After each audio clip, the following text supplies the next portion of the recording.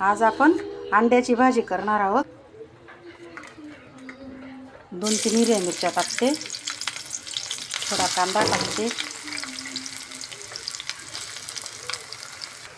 कांदा मस्त गुलाबी झाला, आपण त्याच्यात आता टमाटे टाकू। मस्त याला बी आपण परतून घेऊ। मस्त कांदा टमाटा मस्त परतला गेला, आता त्याच्यात आपण मसाले टाकू। आता चवीपुरतं मीठ टाकू।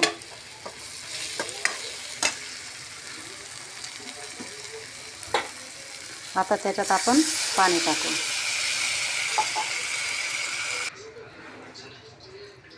आपण या प्रकारचे आता याच्यात अंडे सोडू, सगळे अंडे याच्यावर आपण आता 5 मिनिटं असं झाकण ठेवून देऊ। आपली भाजी तयार झाली। आता मी तुम्हाला ताटात काढून दाखवते।